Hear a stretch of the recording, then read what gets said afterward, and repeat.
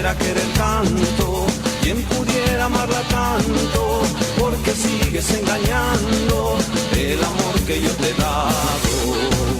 Esos tus labios mentirosos, esos tus ojos traicioneros, que nos sigan engañando a todo el mundo. Amorcito como el mío, fácilmente no se encuentra. Si se encuentra, caro cuesta poco dura. Andan contando, andan diciendo por el mundo. Con esa música de fondo empezamos el programa. Farid, ¿cómo estás? Bienvenido. Este interés pues de Evo Morales, ¿no? De que la coca pueda llegar a muchas más personas, hablando pues de, él habla pues del uso medicinal, ¿no? Y de la riqueza y de las propiedades que tiene. ¿Qué tal? Buenas tardes. Bueno, uno de los usos legales de la coca es uno que a él no parece gustarle, que es para la Coca-Cola. Todavía usa cantidades muy pequeñas, pero está en la fórmula. Sin embargo, él dice que en Bolivia se usa para desatorar inodoros, así que... Se contradice, ¿no?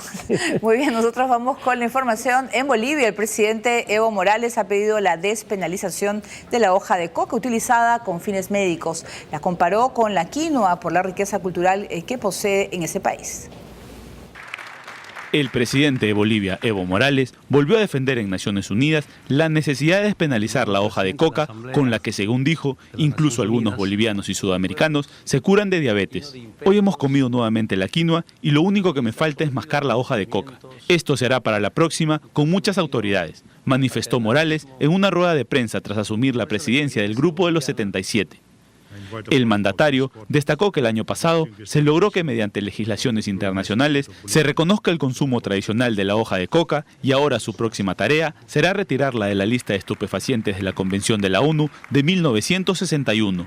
La coca tiene en Bolivia rango de patrimonio constitucional por el arraigo de su importancia cultural, pero también es desviada al narcotráfico porque contiene alcaloides que, mezclados con químicos, se convierten en materia prima de la cocaína. Morales, que encabezó un almuerzo en la sede de las Naciones Unidas, en el que el producto estrella fue la quinoa, insistió después ante la prensa en que en su estado natural la hoja de coca no hace un gran daño al ser humano.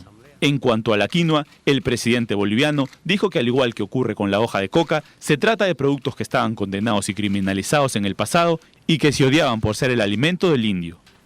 Aunque Naciones Unidas le reconoció a Bolivia el derecho de defender el acuyicu, mascado de hoja de coca entre su población, también ha remarcado que la hoja sigue incluida en la lista de estupefacientes y su exportación está vetada. Muy bien, es un tema delicado y que genera muchas polémicas, el tema de esa despenalización de la coca, ¿no? Sí, pero digamos, hay un argumento que en mi opinión es válido y es que la lista es una lista de estupefacientes, o sea, de sustancias que se considera son dañinas y deberían ser ilegales. Y es claro que la hoja de coca no es un estupefaciente, o sea, es la materia prima para fabricar un estupefaciente, pero la hoja en sí tiene usos tradicionales que no tienen nada que ver con lo que solemos considerar una droga dañina. Dicho eso, también es cierto que más del 95% de la producción global de hoja de coca, y eso básicamente quiere decir la producción de Perú, Colombia y Bolivia, en ese orden, va al narcotráfico. Pero incluso en ese tema Morales puede, digamos, esgrimir buenos resultados. Bolivia ha tenido un éxito relativo en sus campañas de erradicación, cuando menos ha tenido mayor éxito que Colombia y sobre todo Perú. Claro, pero en el tema de la coca, por ejemplo, claro, o sea, una cosa es usarla mezclada con químicos y convertirla pues en la cocaína, pero por ejemplo producir la harina de coca, que es muy buena, pero ¿Bolivia se está dedicando a eso o no está produciendo o no le está dando ese uso y quizás para que lo puedan consumir parte de su población, siendo con tantas propiedades? Bueno, hay usos tradicionales que nunca se han detenido, pero digamos, claro, si tú hablas de mantener la hoja o convertir la hoja en una sustancia legal al margen de esta lista de Naciones Unidas de sustancias que deben ser proscritas, perdón. El tema ahí es que estarías hablando de una producción industrial, no de los usos tradicionales. Harina, mates, etcétera, Hay quienes tienen dudas sobre las propiedades, por ejemplo, nutritivas de la coca. Algunos creen incluso que es tóxica. Yo no conozco lo suficiente del tema, pero más allá de la producción, por ejemplo, en mates, en el caso peruano no hay mayores usos industriales de la hoja de coca y eso da cuenta de una cantidad muy pequeña de la producción. O sea, sigue siendo cierto que la gran mayoría de la producción se va al narcotráfico, un poco se va a usos tradicionales y otro poco a procesos industriales. Claro, porque se usa en alturas, ¿no? Claro, es chacchar de coca, aquí, las hojas de coca aquí en la capital, de repente para poder, no sé, rendir mejor pues en una labor que pueda realizar, pero también se puede, las propiedades que tiene la harina de coca, por ejemplo, son muy buenas, nada más que poco se conocen. Hay quienes cuestionan eso, pero usualmente quienes cuestionan eso son quienes están en entidades, para decirlo claramente, financiadas por el gobierno americano, que se dedican a labores de prevención o, en todo caso, de concientización en contra del uso de estupefacientes. Muy bien, ahora nos vamos a Cuba. Los medios oficiales han mostrado a Fidel Castro en público por primera vez en 9 meses. Asistió a la inauguración de un taller de arte. Apartado de la vida pública desde hace 8 años, Fidel Castro, que solo se dejaba ver en fotografías, apareció en un evento por primera vez desde abril del 2013, cuando acudió al acto de apertura de una escuela en La Habana. Esta vez, el expresidente de Cuba ha participado de la inauguración de un estudio de arte en la capital, coincidiendo con los 55 años de su entrada triunfal a la ciudad en 1959, según medios oficiales. El líder de la revolución, con gesto encorvado y delgado, volvió a la escena pública con la ayuda de un bastón y se le vio más deteriorado. Cacho Estudio Romerillo, Laboratorio para el Arte, es un núcleo cultural sin ánimo de lucro para la experimentación y difusión artística, a la que Fidel le ha hecho el honor de visitar, en palabras de su autor.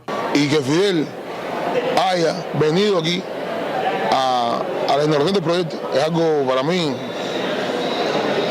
estoy muy emocionado. Fidel Castro se retiró del poder en 2006 tras anunciar que padecía una grave enfermedad y dejó el gobierno a su hermano Raúl. Desde entonces, el líder de la revolución cubana mantiene un bajo perfil público con esporádicas apariciones en contados actos y con la publicación cada vez menos frecuente de artículos en prensa, llamadas también reflexiones, como la que le dedicó a su amigo Nelson Mandela, fallecido el 5 de diciembre del 2013.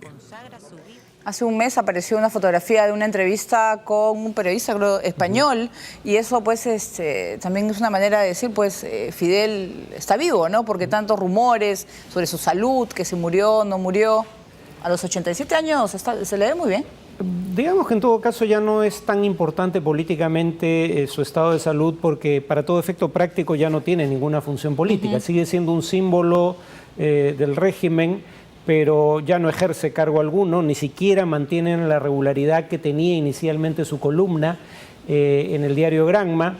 Y claro, bueno, el punto es que por suerte para él y para Cuba probablemente tuvo síntomas ostensibles de deterioro físico que lo llevaron a renunciar al cargo, cosa que probablemente no habría hecho de otra manera, como por ejemplo desmayarse durante un discurso público. Bueno, pero a los 87 años parece que está lúcido, ¿no? Cosa que es, al final, sí, eso sí, ¿no? A su edad se le ve muy bien.